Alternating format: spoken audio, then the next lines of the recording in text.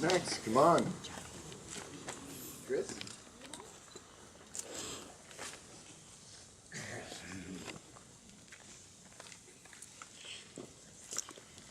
I was lucky enough to meet George Romero when I was 9 years old. I found out when I was about 7 that my brother was in a movie, which to me at the time was like saying my brother had ascended into Valhalla. It's like, the people on that side of the screen were different than the rest of us here. And my brother worked on this movie called Dawn of the Dead, which was made by a guy named George Romero. And so the following year, we were visiting my aunt and uncle in Ohio, and we took a drive from Ohio to a place called Fawn Township, which I'd never heard of, but it was outside of Pittsburgh. And they were making another movie called Night Riders. And I met a very big, tall, friendly guy who seemed to me to be a 9-foot tall kid, like me. And I had a great picture taken with him and Ed Harris and my brother. And over the years, I've been lucky enough to have a little bit of contact with that man. But I was, I became enamored of his movies and of his work and of his way of telling a story visually.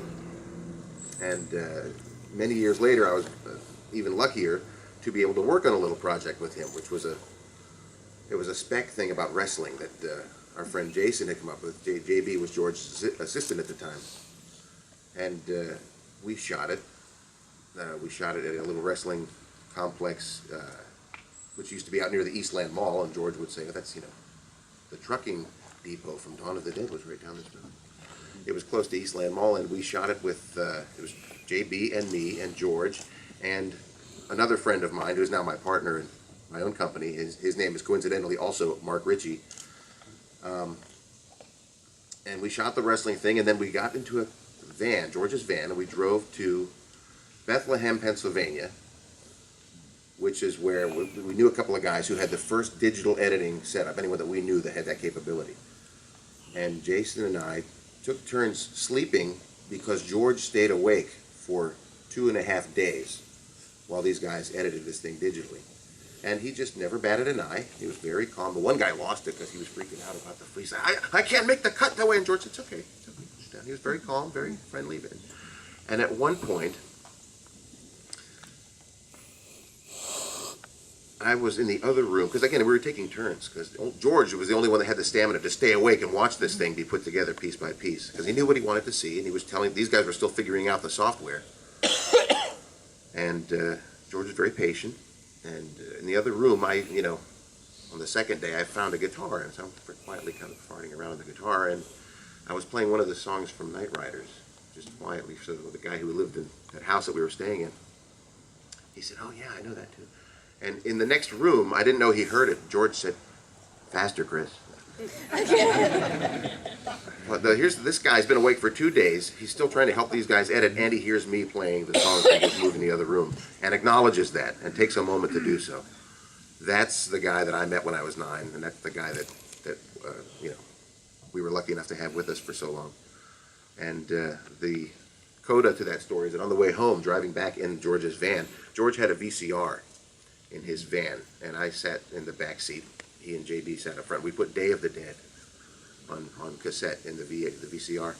And while George was driving, anytime Joe Pilato had some line, George would roar that wonderful laugh of his. Just laugh.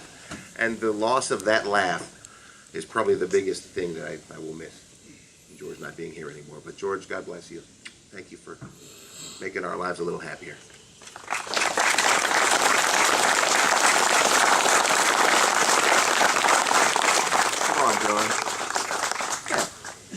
Yeah, you were in a couple of Romero movies, weren't you?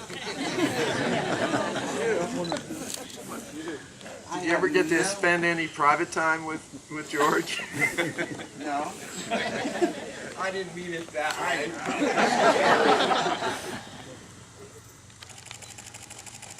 Yeah, I wonder. I don't know what I'm about to say. Maybe that's the best way to stand up here and say something.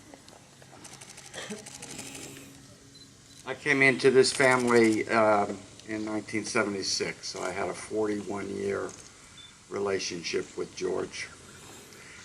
And I met a lot of terrific people. I met the people that started out together Striners. What comes to mind mostly for me with George, and we've talked about it this weekend on several occasions, is family. We're all here for one reason, because we are related to George Romero.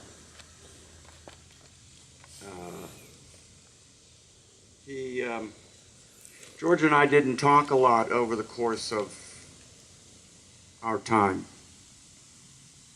his time.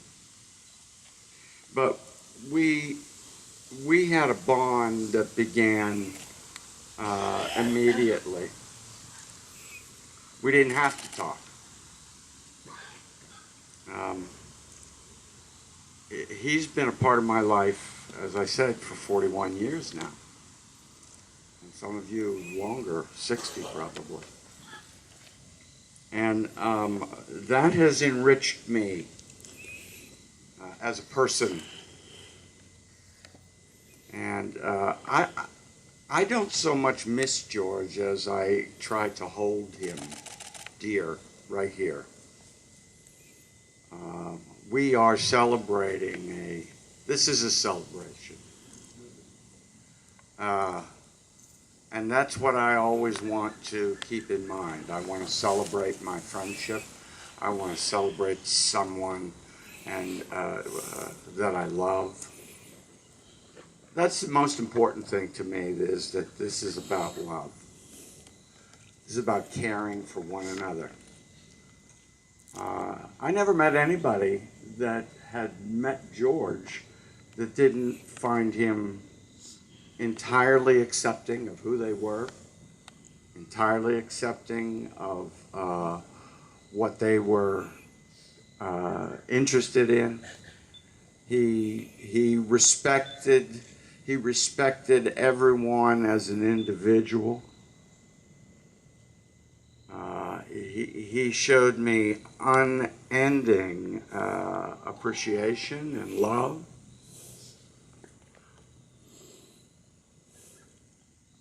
Suzanne, you were with a man that truly made his mark as a friend and as a human being.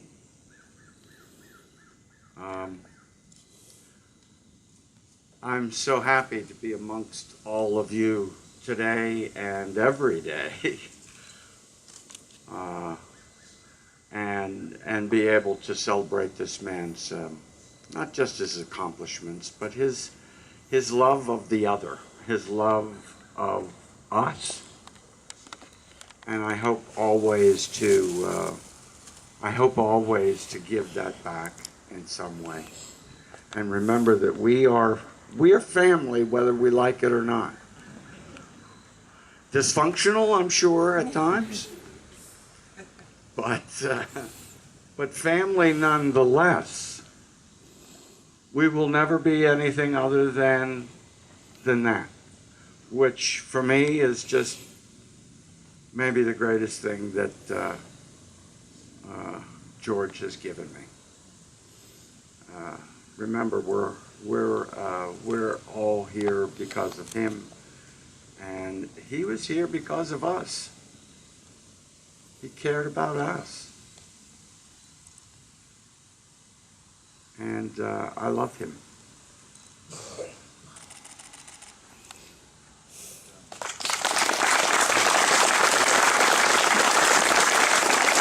Come on, folks, don't make me come up. And Richard, you ready to go? Come on. Come. We want you all to say something. That's why we're here, okay? Oh, we got a man. Hold on, Richard. We got a bigger...